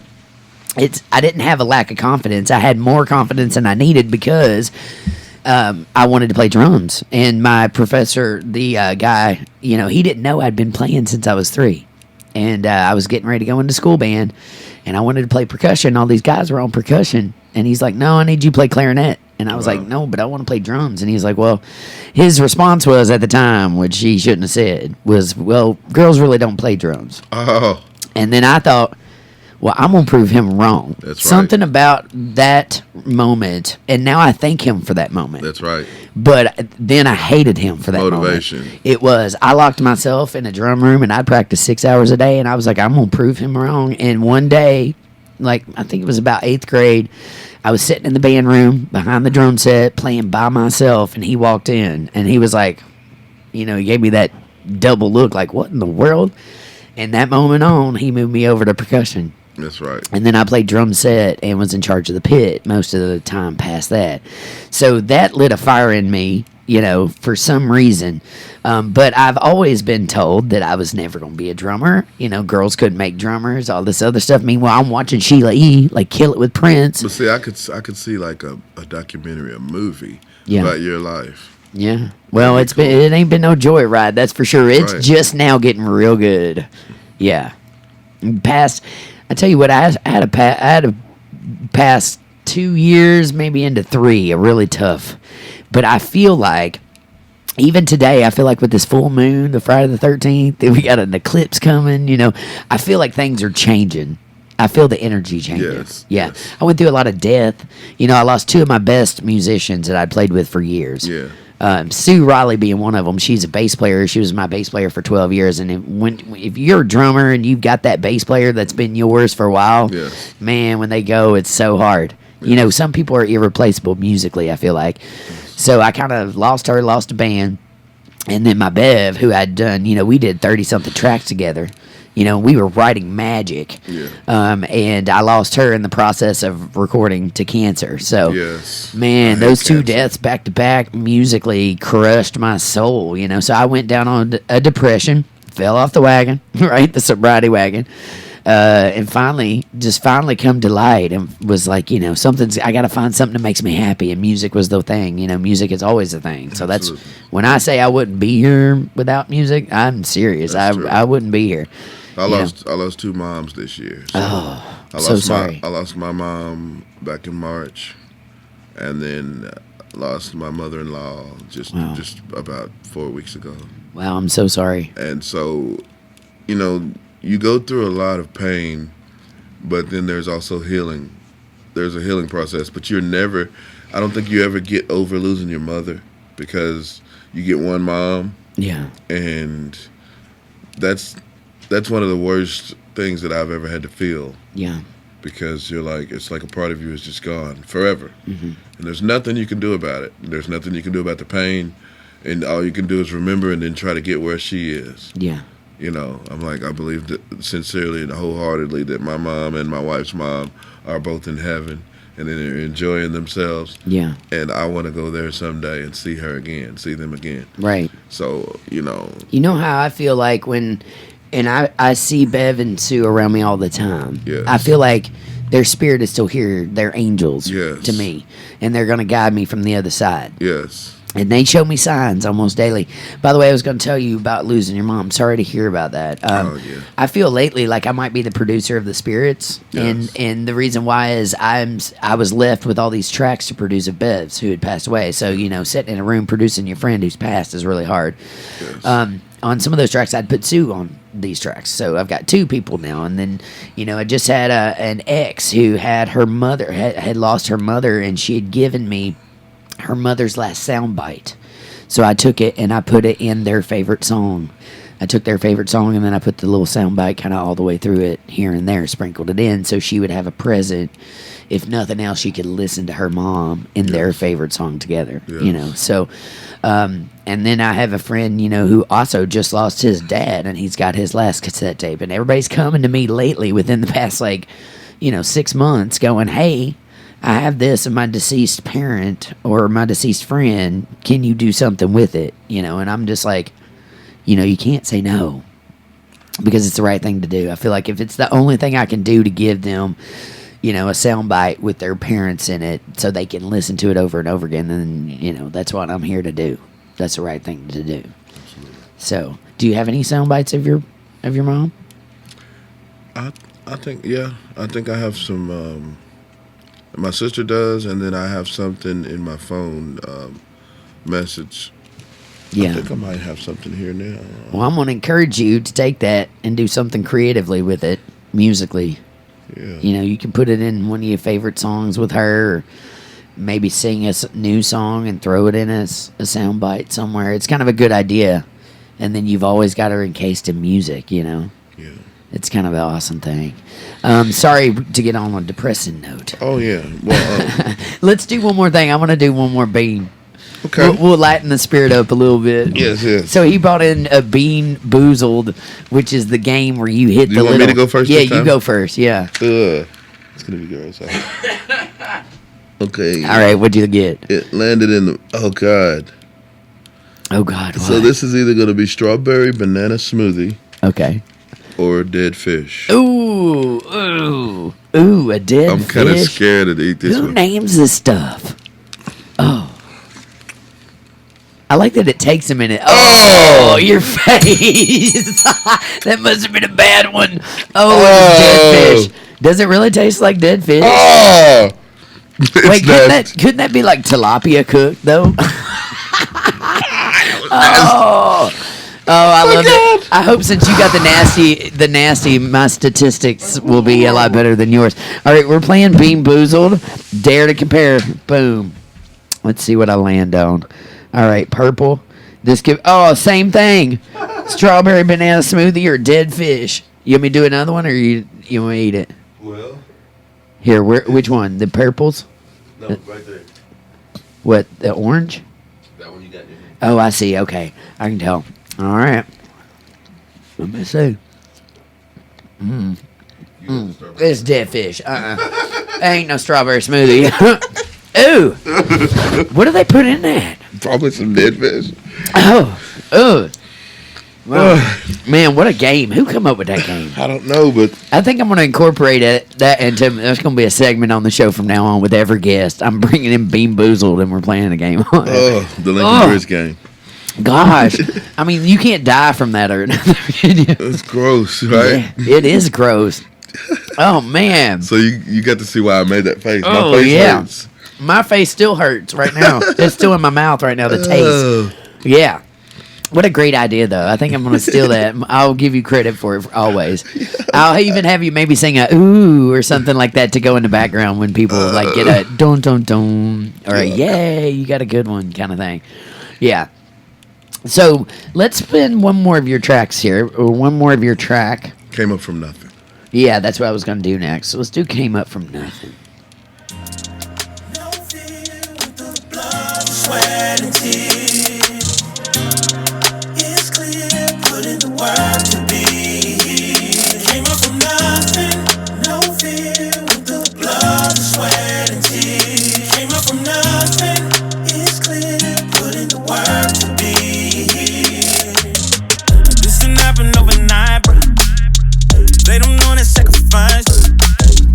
They gon' feel it far deep within. This won't happen without a vibe. Piano keys got my blood on it. Came too far for the pettiness. Take it there, rise up above. Show out, it's all for the love. No fear with the blood, sweat, and tears. Came up from nothing. It's clear, put in the work to be. Came up from nothing.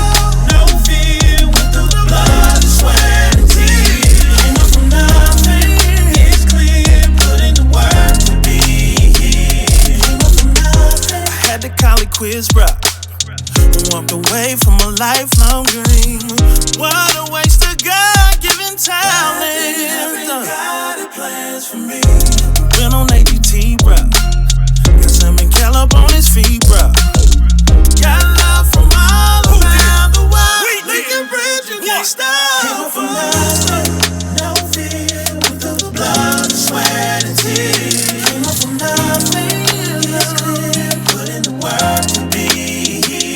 Came up from nothing. No fear with the blood, sweat, and tears. Came up from nothing.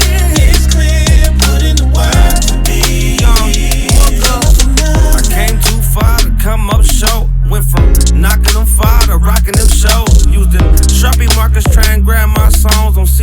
no sleeve and guaranteed just roll. I've been putting my work in, look at my time card, folk. Open mic nights was empty, I still gave him a show. All the blood, sweat, and tears, people's murder I wrote. Gotta make a way for the family, got them babies at home. Long as the business handled properly, we all can get dough. Not to mention we came from nothing to having something they want. Yeah, I'm the diamond in the rough, the family blingin', you know. Rap cool, but I be singing them so. Whatever flavor they own, I'm just giving them hope. Painting pictures with this rhythm and flow. We was pitching this to get in the yo. Mama's living room getting it on. Now I'm here, so you should already know.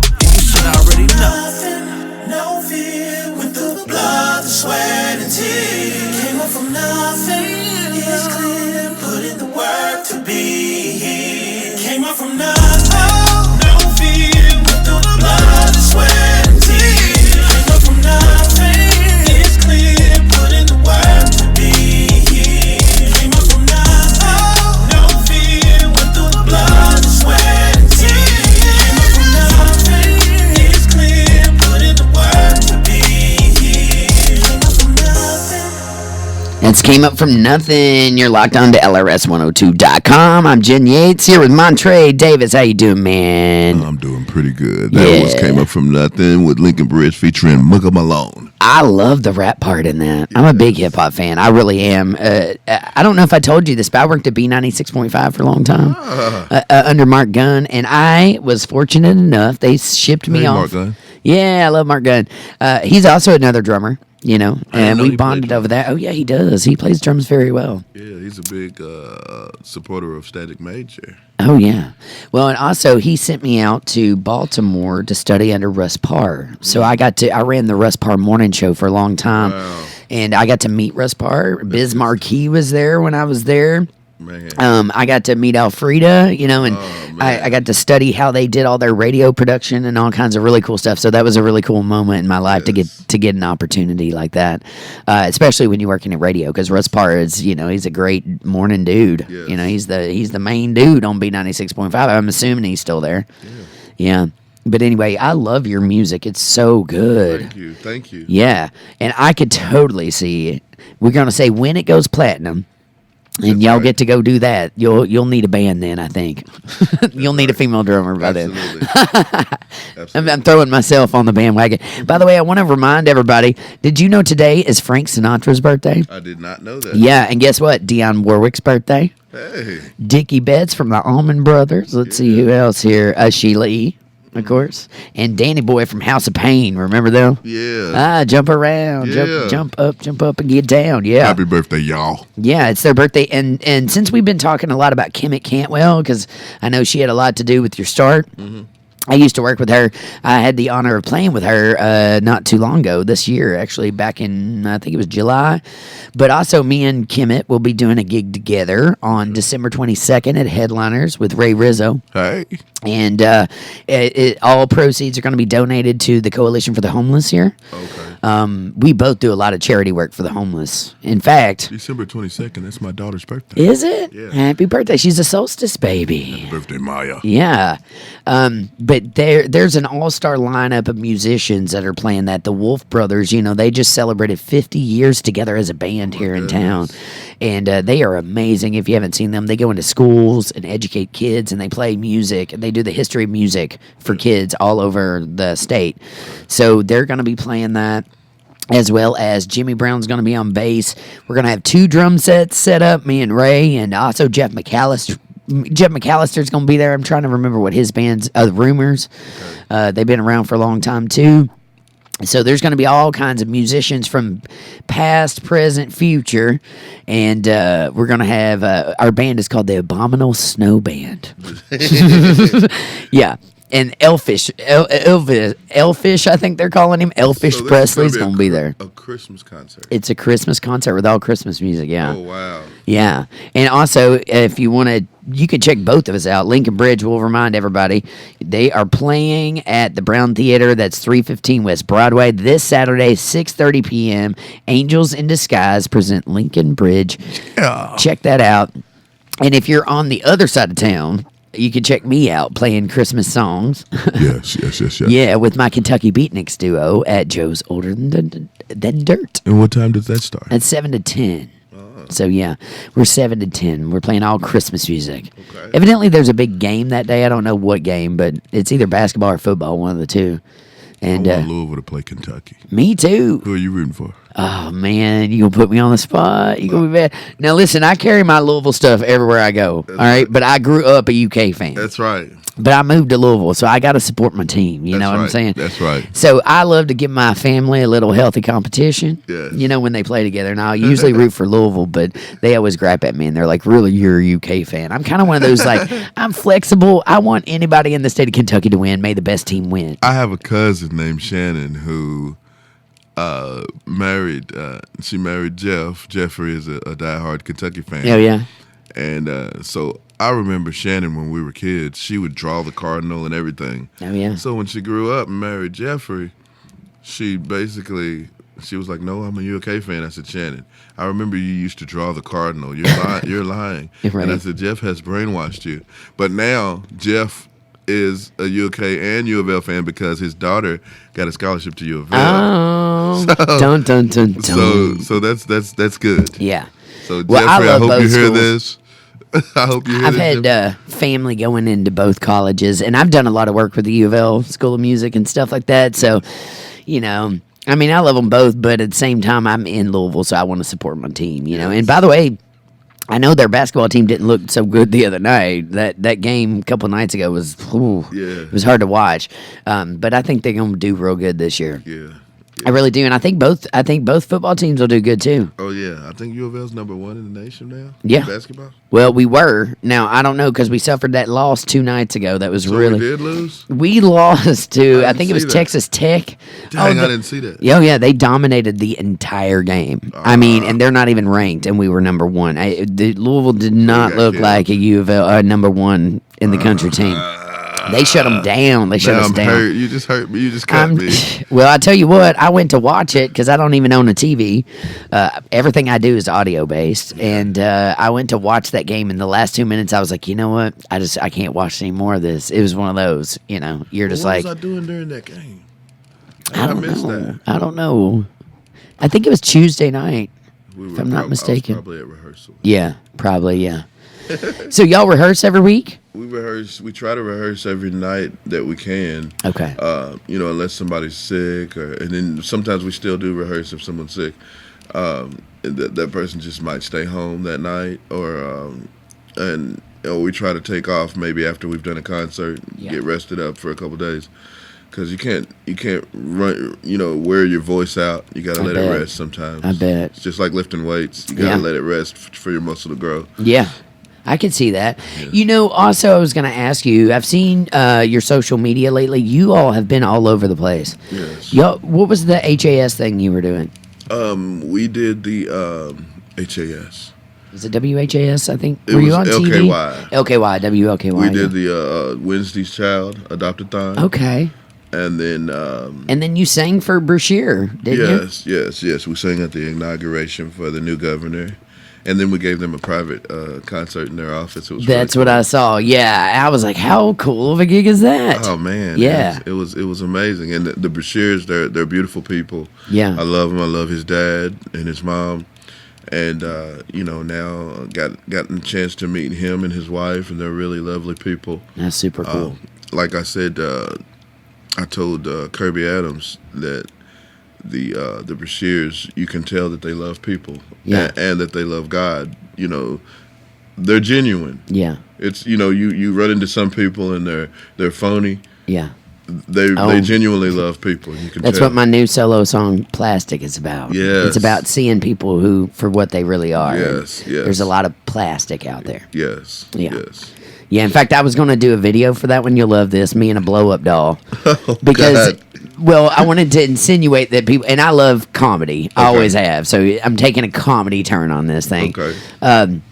My last video was called Bougie, and I put myself in a wedding dress, which I'm usually not a very feminine character. I've got my hair up today and all this stuff, but my hair's really long. And all that. But I usually don't dress like super feminine, so my friends thought it'd be funny for me to put on a wedding dress and go super femme in a video. So I did, which was a big feat for me. But in this one, It's all about somebody being plastic, and I thought, I need to walk around. I need to do everything with a plastic doll. So what did you think? Did you look like really hot in a wedding dress? Oh, I'll send you the video. It's on YouTube. It was I released it on my 40th birthday, and I thought, I'm going to give the world what they've always wanted.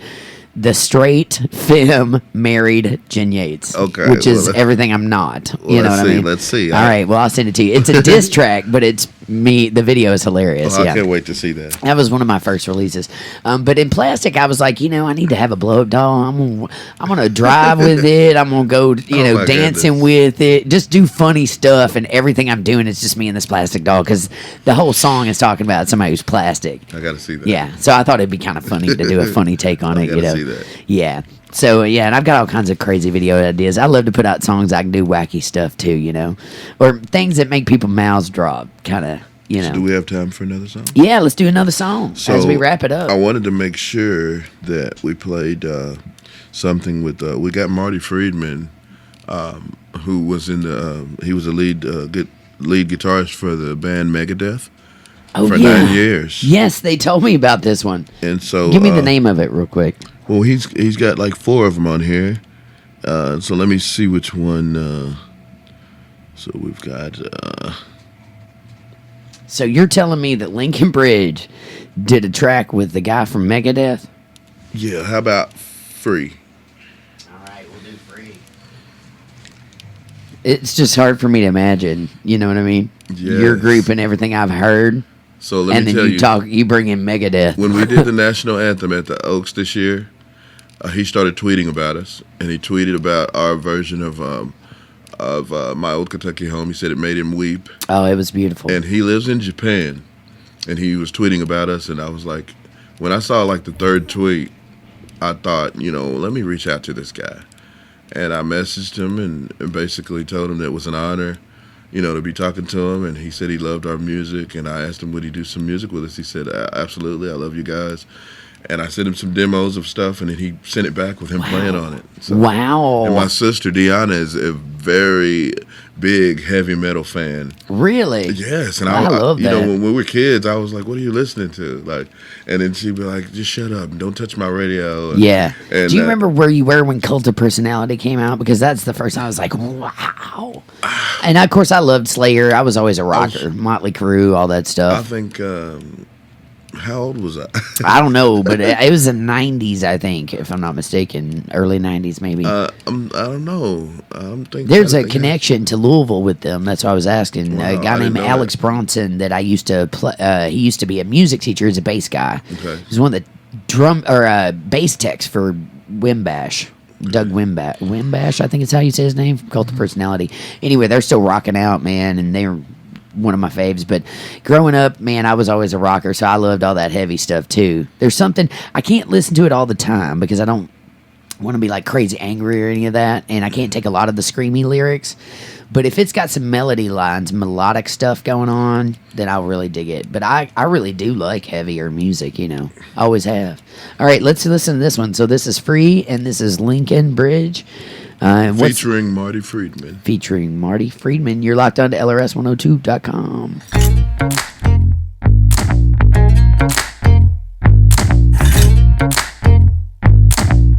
I just want to be free. I've been struggling for way too long. I've been running just to find my way. I ain't running no more. Rain, cold, stormy weather, yeah, I'm in it for the better. I can make it all change. Let 'em know. Through the torture and abusive pain, under and over all that stands in my way. And I ain't running no more. I've been punished here for way too long. I've been struggling, but that's okay. Something like a go-getter, yeah, I'm in it for the better. I can make it all fade. Through misfortune, I still hurdle the flames, over and over till I'm broke through my chain.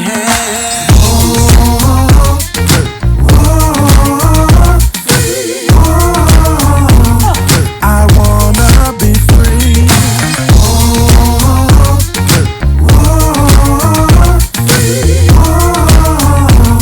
We wanna be free.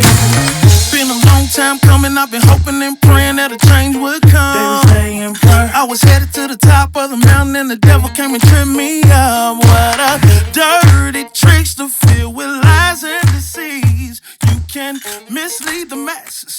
you can't fool me. No way. I'ma keep on singing and fighting. Ain't nothing gonna stop my grind. I'm never gonna stop. I done came too far to turn around, man. I done made up my mind. You can make your plans on how to destroy me. You can't stop me. I'm a child of the king. Oh yeah.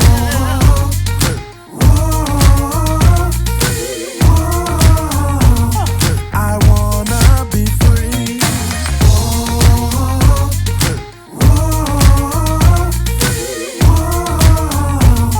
We wanna be free.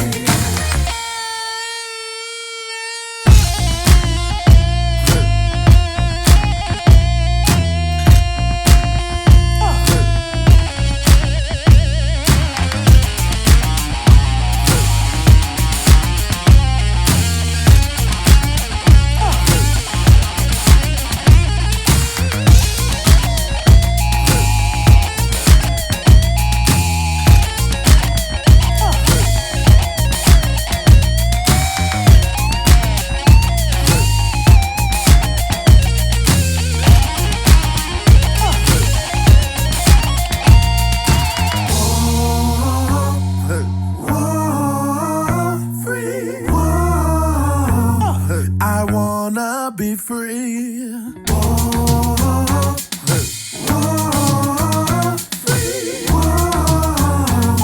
We wanna be free.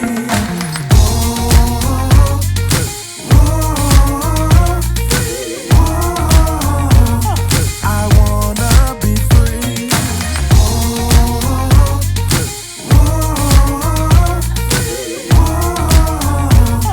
We wanna be free. All right, we want to be free. That is Linkin Bridge on LRS102.com. Montre, that was awesome. I love that. Thank you. I love that story you were just telling me. I'm one of those weirdo producers that'll be out like sampling crickets in the yard to try to put it in a beat somewhere. You know what I'm saying? So Yes. that was really rad. I love that track. And love his guitar playing on that. Yes. Yeah. You know, and it doesn't get much better. I have a feeling your record might go big time, man. You've already had some success there, you know what I'm saying, with the Yes. viral stuff, but I could hear it because I love every song we've played today. I want to thank you for coming on the show today. I just love you, Thank you for man. having me. You are welcome back on the show anytime. And next time, I'd love to have the whole group here and have y'all sing some stuff for It'd me. be nice. It'd be And nice.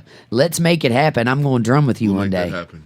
Most definitely. I'm going when I drum with you. When you drum with us. It's gonna be real fun. Yes, it is. Yes, and I'm gonna be sober. So. Thank you. Thank you. I'm gonna be sober too. Right. I hear you saying, man. One day at a time. One day at a time. That's right. What a great track. So tell everybody real quick as we're wrapping up, if they want to check out Linkin Bridge and they want to buy some of your music, let us know. Where can they find it? So you can go on Google Play. It's on Spotify. It's on Apple Music. Go on our Facebook page. We have our own website, which is www.wearelinkinbridge.com. And spell it for them. LINKIN. LINKIN Yeah. Bridge.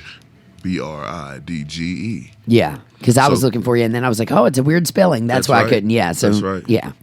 So Linkin Bridge, all right, and check out their music, and you're going to be dropping some of this stuff you said in January 15th of 2020. January 15th, 2020. 2020 vision, man. I'm telling you, Yes. 2020 is going to be the year for So creativity. everybody be ready for that. You can go on there now and pre-order. You can pre-order it on Spotify right now. You can listen to some of the snippets of the songs. Check out, follow Linkin Bridge on Twitter, on Instagram. Follow us on Facebook, and just continue to love Linkin Bridge and let us continue to love you back. Amen to that. Thank you so much for coming on the show today. I want to remind everybody you can check them out. That's Angels in Disguise will present Linkin Bridge at the Brown Theater on 315 West Broadway. That's Call Jen Saturday. and get those tickets. Yeah, Saturday. This coming Saturday at 6:30 p.m. It's general admission at the door, and I have tickets, so I'm going to be watching my social media to see who's getting to pick these up. Absolutely. Yeah, Montre, I wish you the best of success and everything. Much love and light Thank to you so you, man. much. And much success to you as well. Same, and we're gonna play together soon. I promise you Yes, that. yes, Yeah. and we love you as well. We thank you so much. Thank for you. having us. Thank you for supporting us. Thank you for having us on the show. Absolutely. Thank you everybody for tuning in. Yeah, thank you everybody for tuning in. I want you to tune back in tomorrow as I feature singer, dancer, and actor Love Beverly from the West End up in Love here. Beverly. Yeah, and I tell you what, I met her and we had magic happen, and she wants me to produce a record. Do you want another bean? Yeah, let's do one more bean before we sign off. All right. But you want to check us out, Love Let you Beverly go tomorrow, first this and time. it's Friday the 13th on top. And I hope y'all have a great full moon today. I'm gonna spin this one more time. Let's see what I land on. I'm like, please not the dead fish. Please not the dead fish. Coconut or spoiled milk? Ugh, that's gonna be nasty. That's right. Is it coconut? Oh, it is coconut. Yay! She got lucky. I did get lucky. Ooh, that's good. My I turn. love me some coconut. Yum. What the heck is this? Mm-hmm. Guess what? What is it? Mine says it's gonna be either peach or barf. Ooh. So Yeah, good luck with that. Oh my God! Mine was please, good. Oh my God! No. It's that full moon energy, by the way. We got full moon, so watch out for crazy drivers and crazy people right now.